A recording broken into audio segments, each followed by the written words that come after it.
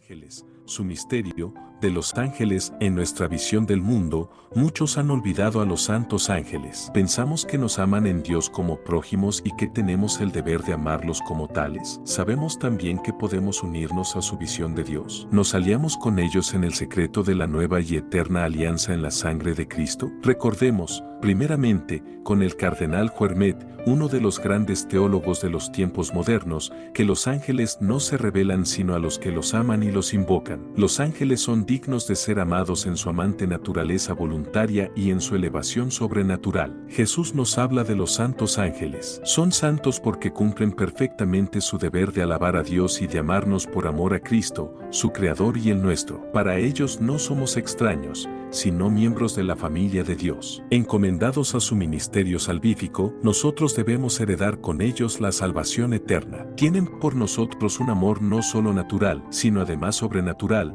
porque contemplan en nosotros imágenes de Dios, Satanás, destinados a ver con ellos a Dios cara a cara. Nos aman, también, en tanto que estamos agrupados en las naciones que protegen en su pluralidad hasta la proclamación del Evangelio. El orden cósmico, especialmente las especies animales cercanas al hombre, se benefician con su intercesión. Los ángeles dominan la historia. Bajo la providencia de Dios Creador y Señor, gobiernan. Nuestro deber de amarlos recíprocamente. Él se manifiesta cuando les invocamos a favor de los hombres que no conocen todavía a su Salvador crucificado. Son nuestros prójimos más cercanos. Cristo, dice el Catecismo de la Iglesia Católica, es el centro del mundo angélico, lo mismo que del mundo humano. Los ángeles están a todo lo largo de la historia de salvación y de nuestras vidas. Nos anuncian la buena nueva, la encarnación y la resurrección del Hijo del Hombre. Nos anuncian el juicio. Por tanto, no es sorprendente que la Iglesia haya aprobado, el 31 de mayo de 2001 consagración de los santos ángeles, confiada al Opus. Es un don de sí a personas definitivamente santas. Un don de sí encarnado en la gracia del bautismo. La comunión con los ángeles culmina en la celebración de la liturgia. La Iglesia se junta a los ángeles para adorar al Dios tres veces santo. Ella venera a los santos ángeles con un afecto particular. Solicita el auxilio de su intercesión, particularmente para pedir la paz entre los hombres. Los santos y los hombres pecadores pertenecen conjuntamente a la única Iglesia. La comunión de la Iglesia engloba a los santos ángeles. Consagrándonos a ellos, queremos honrarlos y darles las gracias. Nos aliamos con ellos contra Satán y por la mayor gloria de Dios. Los ángeles participan, dice Santo Tomás de Aquino, en todo lo que es bueno para nosotros. Dios ha querido la diversidad de sus criaturas y su bondad propia, su interdependencia y su orden. Catecismo de la Iglesia Católica. Nuestra consagración a los ángeles significará nuestra conciencia de depender de ellos. Los ángeles, los santos ángeles no se revelan sino a los que los aman y los invocan. Es el caso de la Iglesia Universal en sus liturgias. El término ángeles a partir de la raíz, que significa uno que va o enviado, mensajero, y en hebreo es usada para designar tanto a un mensajero divino como a uno humano. La versión de los 70 lo traduce por angelos, palabra que también tiene ambos significados. La versión latina, sin embargo, distingue al mensajero espiritual o divino del humano y traducen el primero como ángelus. En algunos pasajes la versión latina es engañosa, pues usa la palabra ángelus en lugares donde habría expresado mejor el significado. Aquí solo trataremos sobre los espíritus mensajeros y se discutirán los siguientes puntos: el significado del término en la Biblia, los oficios de los ángeles, los nombres asignados a los ángeles, la distinción entre escritos buenos y malos, las divisiones de los coros angélicos, la cuestión de las apariciones angélicas y el desarrollo de la idea de la bíblica sobre los ángeles. A través de la Biblia se representa a los ángeles como un cuerpo de seres espirituales intermediarios entre Dios y los hombres. Lo creaste, al hombre, poco inferior a los ángeles. Ellos, al igual que los hombres, son seres creados. Alabadle, ángeles suyos todos, todas sus huestes, alabadle, ellos el nombre de Yahvé, pues él ordenó y fueron creados. El hecho de que los ángeles fueron creados fue establecido en el Cuarto Concilio de Letrán, año 1215. El decreto Firmiter contra los albigenses declaró tanto el hecho de que fueron creados como el de que los hombres fueron creados después de ellos. Este decreto fue repetido por el Concilio Vaticano y lo mencionamos aquí porque se ha sostenido que las palabras palabras, el que vive eternamente lo creó todo por igual demuestran una creación simultánea de todas las cosas. Pero en general se admite que igual aquí puede significar igualmente, en el sentido de que todas las cosas fueron igualmente creadas. Son espíritus. El escritor de la epístola a los Hebreos dice, es que no son todos ellos espíritus servidores con la misión de asistir a los que han de heredar la salvación, presentes en el trono de Dios es como mensajeros que con mayor frecuencia aparecen en la Biblia, pero como expresa San Agustín y luego San Gregorio, ángel es el nombre de su oficio, y no expresa ni su naturaleza ni su función esencial, es decir, los asistentes en el trono de Dios en esa corte celestial de la que, Daniel, nos ha dejado un cuadro vívido, mientras yo contemplaba, se aderezaron unos tronos y un anciano se sentó. Su vestidura, blanca como la nieve, los cabellos de su cabeza, puros como la lana. Su trono, llamas de fuego, con ruedas de fuego ardiente. Un río de fuego corría y manaba delante de él. Miles de millares le servían, miríadas de miríadas estaban en pie delante de él. El tribunal se sentó, y se abrieron los libros, mensajeros de Dios para la humanidad. Pero estas ojeadas de vida más allá del velo son solo ocasionales. Los ángeles de la Biblia aparecen generalmente en el rol de mensajeros de Dios para la humanidad. Son los instrumentos con los que comunica su voluntad a los hombres, y en la visión de Jacob se les describe ascendiendo y descendiendo la escalera que se extiende desde la tierra al cielo, mientras que el Padre Eterno contempla al caminante de abajo. Fue un ángel quien encontró a Agar en el desierto, Génesis 16, unos ángeles sacaron a Lot de Sodoma, fue un ángel quien le anunció a Gedeón que salvaría a su pueblo, un ángel anuncia el nacimiento de Sansón, Jueces 13, y el ángel Gabriel instruye a Daniel, aunque no se le llama ángel en ninguno de estos pasajes, sino el hombre Gabriel. Este mismo Espíritu Celestial anunció el nacimiento de San Juan Bautista y la encarnación del Redentor, mientras que la tradición le atribuye también el mensaje a los pastores y la misión más gloriosa de todas, la de fortalecer al Rey de los Ángeles en su agonía. La naturaleza espiritual de los ángeles se manifiesta muy claramente en el relato que Zacarías hace de las revelaciones que recibió por medio de un ángel. El profeta describe al ángel como hablando dentro de él, lo cual parece implicar que él era consciente de una voz interior que no era la de Dios sino la de su mensajero. El texto masorético, los 70 y la Vulgata concurren en esta descripción de las comunicaciones hechas por el ángel al profeta. Es una pena que la versión revisada, en aparente desafío a los textos antedichos, haya oscurecido este rasgo al empeñarse en traducirlo como el ángel que hablaba conmigo. En vez de dentro de mí, estas apariciones de ángeles generalmente duran solo el tiempo requerido para dar el mensaje, pero frecuentemente su misión se prolonga, y se les representa como los guardianes constituidos de las naciones en alguna crisis particular. Por ejemplo, durante el Éxodo del mismo modo, es el punto de vista común de los padres que por el príncipe del reino de Persia debemos entender el ángel a quien se le confió el cuidado espiritual de ese reino, y quizá podamos ver en el hombre de Macedonia, que se le apareció a San Pablo en Troada, al ángel guardián de ese país, nos ha conservado un fragmento de información sobre este punto, aunque es difícil calibrar su significado exacto. Cuando el Altísimo repartió las naciones, cuando dispersó a los hijos de Adán, estableció las fronteras de las naciones según el número de los ángeles de Dios. De la expresión como un ángel de Dios se desprende cuán grande era la parte del ministerio que los ángeles desempeñaban, no solo en la teología hebrea, sino también en las ideas religiosas de otras naciones. David la usa en 3 ocasiones. Guardianes personales, en toda la Biblia encontramos que repetidamente se da a entender que cada alma tiene su ángel de la guarda. Así, cuando Abraham envió a su siervo a buscar una esposa para Isaac, le dijo, él enviará su ángel delante de ti, que cada individuo tiene designado su ángel de la guarda. Reciben su complemento en las palabras de nuestro Salvador,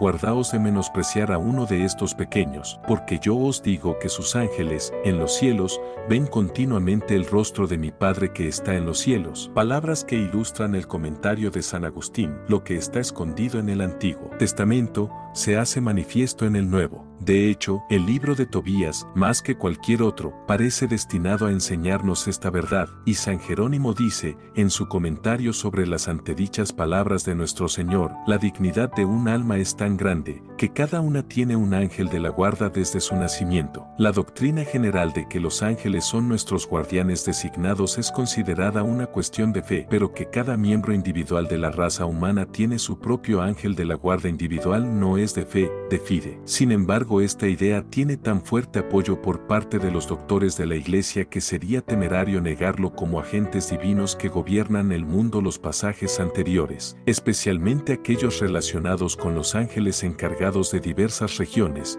nos permiten entender la visión prácticamente unánime de los padres de que son los ángeles quienes ejecutan la ley de Dios respecto al mundo físico. Es bastante conocida la creencia semítica en los genios y en espíritus que causan el bien o el mal, y en la Biblia se hallan rastros de ello. Por ello, la peste que devastó a Israel por culpa del pecado de David por censar al pueblo de Israel, se le atribuye a un ángel el cual se dice que David vio realmente y de manera más explícita. Aunque hay algunas dudas sobre este texto, en este pasaje se dice que el movimiento de las aguas es debido a las visitas periódicas de un ángel. Los semitas estaban convencidos de que toda la armonía del universo, así como las interrupciones de esta armonía, se debían a Dios como creador, pero eran llevadas a cabo por sus ministros. Este punto de vista está claramente manifiesto en el libro de los Júbilos, en el cual la hueste celestial de ángeles buenos y malos está siempre interfiriendo en el universo material. Organización jerárquica. Si bien los ángeles que aparecen mencionados en las primeras obras del Antiguo Testamento son extrañamente impersonales y quedan ensombrecidos por la importancia del mensaje que llevan o por la obra que realizan,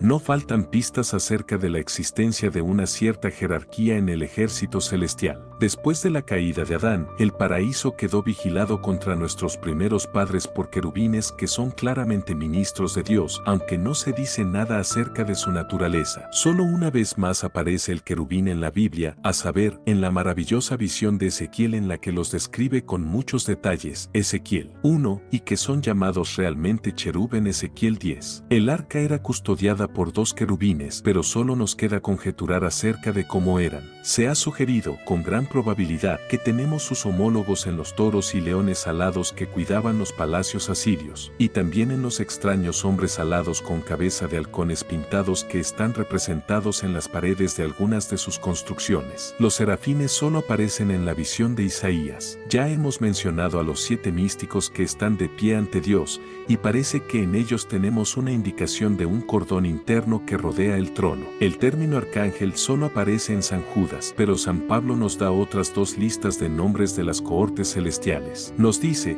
que Cristo está por encima de todo principado, potestad, virtud, dominación y, escribiendo a los colosenses dice, porque en él fueron creadas todas las cosas, en los cielos y en la tierra, las visibles y las invisibles, los tronos, las dominaciones, los principados, las potestades. Hay que señalar que San Pablo usa 2 de estos nombres de los poderes de la oscuridad cuando dice que Cristo, una vez despojados los principados y las potestades, incorporándolos a su cortejo triunfal. Y no es poco notable que solo 2 versículos después adviertan a sus lectores a no dejarse seducir por cualquier culto de los ángeles. Aparentemente pone su sello en una cierta angelología lícita y al mismo tiempo advierte en contra de entregarse a la superstición sobre ese asunto. Tenemos un indicio de tales excesos en el libro de Enoc, en el que, como ya dijimos, los ángeles juegan un papel bastante desproporcionado. Del mismo modo, Josefo nos dice que los esenios tenían que hacer un voto para preservar los nombres de los ángeles. Ya hemos visto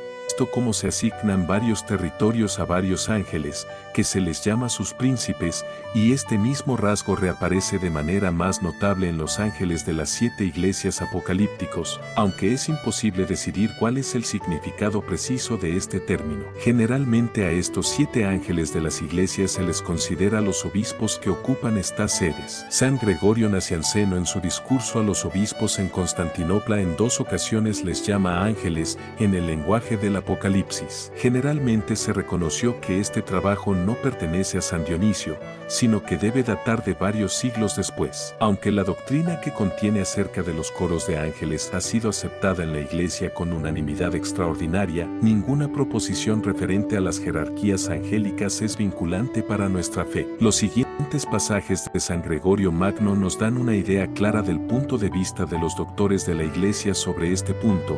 Sabemos por la autoridad de la Escritura que existen 9 órdenes de ángeles, a saber, ángeles, arcángeles, virtudes, potestades, principados, dominaciones, tronos, querubines y serafines. Casi todas las páginas de la Biblia nos dicen que existen ángeles y arcángeles, y los libros de los profetas hablan de querubines y serafines. San Pablo, también, al escribir a los Efesios enumera 4 órdenes cuando dice, sobre todo principado, potestad, virtud y dominación, y en otra ocasión, escribiendo a los Colosenses dice, ni tronos, dominaciones, principados o potestades. Si unimos estas dos listas, tenemos 5 órdenes, y si agregamos los ángeles y arcángeles, querubines y serafines, tenemos 9 órdenes de ángeles, atributos. Libros judíos apócrifos, como el libro de Enoc, nos dan los nombres de Uriel y Jeremiel, mientras que muchas otras fuentes apócrifas nos dan muchos más, como los que nombra Milton en su Paraíso Perdido. Sobre el uso supersticioso de estos nombres,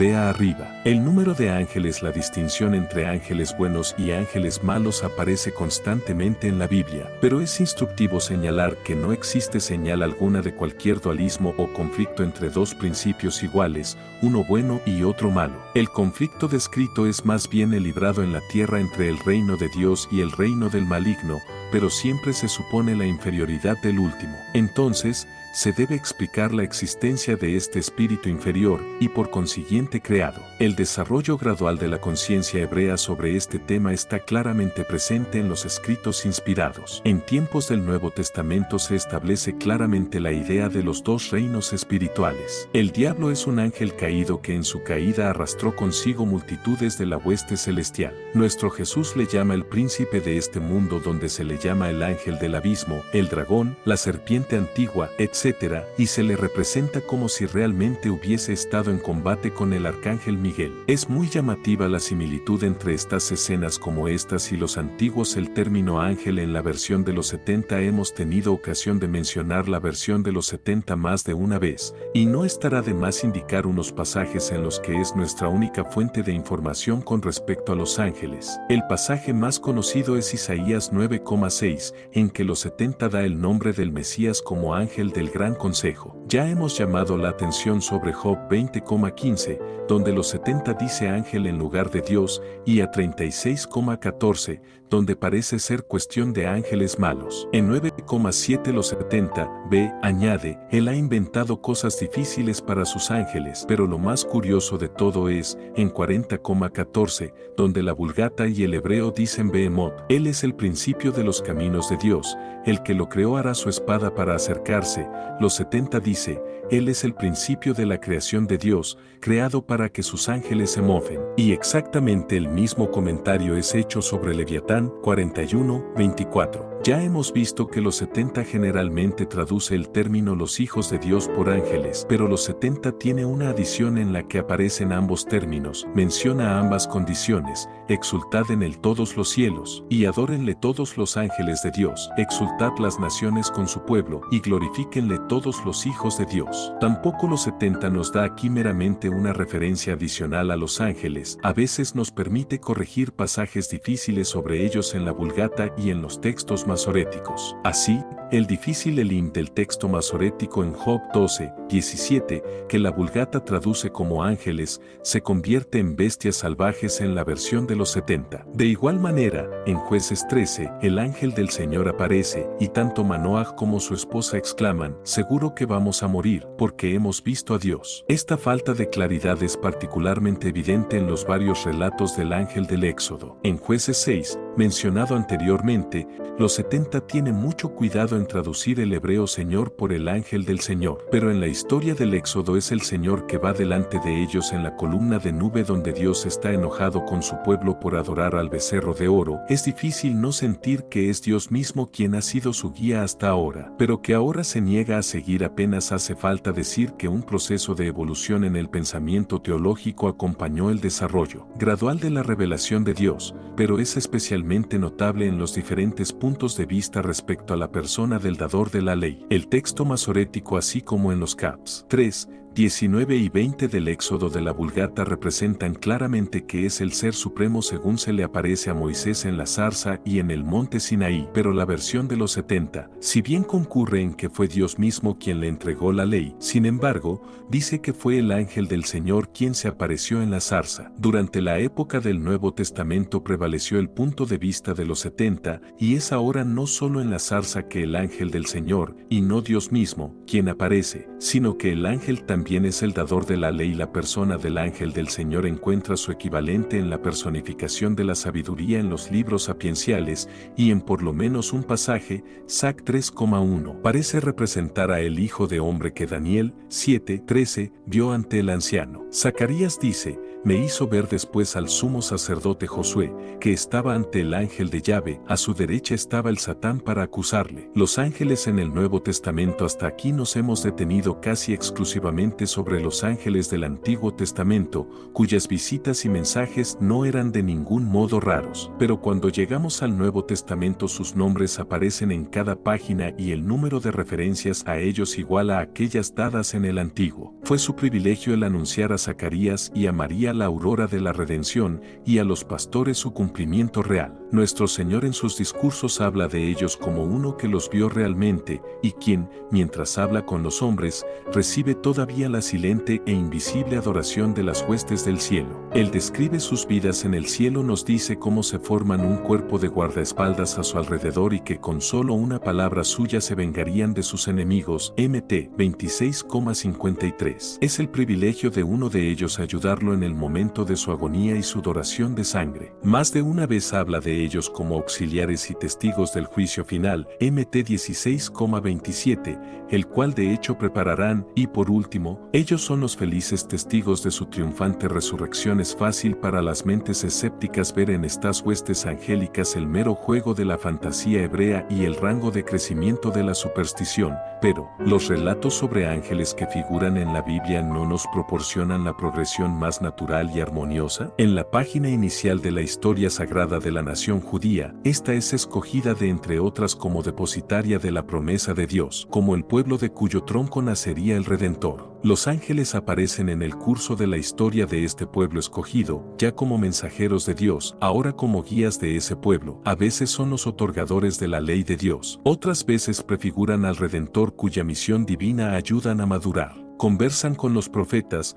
con David y Elías, con Daniel y Zacarías, acaban con los ejércitos acampados contra Israel, sirven como guías a los siervos de Dios, y el último profeta, Malaquías, lleva un nombre de especial significado, el ángel de Yahvé. Parece resumir en su mismo nombre el anterior ministerio por las manos de los ángeles, como si Dios con ello recordara las glorias de antaño del Éxodo y del Sinaí. Los 70, de hecho, parece no conocer su nombre como el de un profeta individual, y su traducción del versículo inicial de su profecía es peculiarmente solemne. La carga de la palabra del Señor de Israel por la mano de su ángel, colóquenla en sus corazones. Todo este ministerio amoroso por parte de los ángeles es solo por amor al Salvador, cuyo rostro desean contemplar. Por ello, al llegar la plenitud de los tiempos, fueron ellos quienes trajeron el gozoso mensaje y guiaron al recién nacido Rey de los ángeles en su presurosa huida a Egipto y lo atendieron en el desierto. Su segunda venida y los temibles eventos que le precederán son revelados a su siervo predilecto en la isla de Patmos. Se trata nuevamente de una revelación y en consecuencia, sus antiguos ministros y mensajeros de antaño aparecen una vez más en la historia sagrada, y el registro del amor revelador de Dios termina dignamente casi como había comenzado. Yo, Jesús, he enviado a mi ángel para daros testimonio de lo referente a las iglesias. Es fácil para el estudiante rastrear la influencia de las naciones circundantes y de otras religiones en el relato bíblico sobre los ángeles. De hecho, es necesario e instructivo hacerlo, pero sería un error cerrar los ojos a la línea superior de desarrollo que hemos mostrado y que pone de manifiesto tan claramente la maravillosa unidad y armonía de toda la historia divina de la Biblia. Vea.